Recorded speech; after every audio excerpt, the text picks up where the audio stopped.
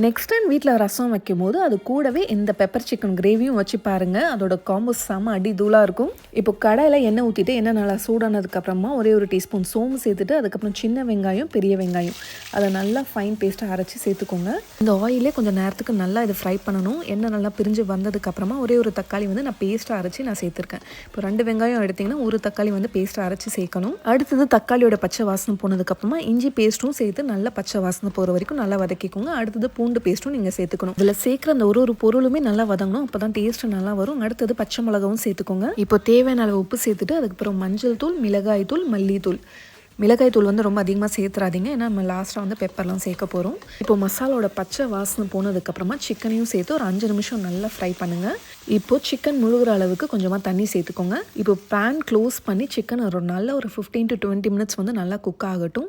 Gravy கொஞ்சம் நல்லா திக்கானதுக்கப்புறமா இப்போ நம்ம ஜீரகத்தூள், பெப்பர் பவுடர், கரம் மசாலாலாம் சேர்க்கணும். இதெல்லாம் வறுத்து அரைச்சி சேர்க்க உங்களுக்கு கஷ்டமாக இருக்குன்னா நம்மளோட தேசம் பெப்பர் சிக்கன் மசாலா சேர்த்துக்கோங்க. ஒரு 2 to 3 டேபிள் ஸ்பூன் அளவுக்கு உங்கள் காரத்துக்கு ஏற்ற மாதிரி நீங்கள் சேர்த்துக்கலாம். உங்களுக்கு வேலையும் ரொம்ப ஈஸியாக முடிஞ்சிடும். இந்த பெப்பர் சிக்கன் மசாலா வேறு லெவல் டேஸ்ட்டில் இருக்கும். நீங்களும் ஆர்டர் பண்ணணும்னு ஆசைப்பட்டீங்கன்னா நம்மளோட தேசம் வெப்சைட்லையும் நீங்கள் ஆர்டர் பண்ணிக்கலாம். அப்படி இல்லைனா எங்களோட வாட்ஸ்அப் நம்பரில் நீங்கள் ஆர்டர் ப்ளேஸ் பண்ணிக்கலாம். ஸோ ஃபைனலாக கொஞ்சமாக கருவேப்பிலையும் மல்லித்தழை சேர்த்துக்கோங்க. அப்போ தான் நல்லா வாசனையாக இருக்கும். இந்த மாதிரி நல்லா எண்ணெய் பிரிஞ்சு வந்ததுக்கப்புறமா கேஸ் ஆஃப் பண்ணிடுங்க. அப்படியே ரெஸ்டாரண்ட் ஸ்டைலில் நல்ல ஒரு திக்கான கிரேவி மாதிரி இருக்கும். இந்த ரெசிபி பிடிச்சிருந்தா லைக், ஷேர் பண்ணிவிட்டு அப்படியே நம்மளோட தேசம் ஃபுட்ஸில் ஷாப் பண்ண மறந்துடாதீங்க.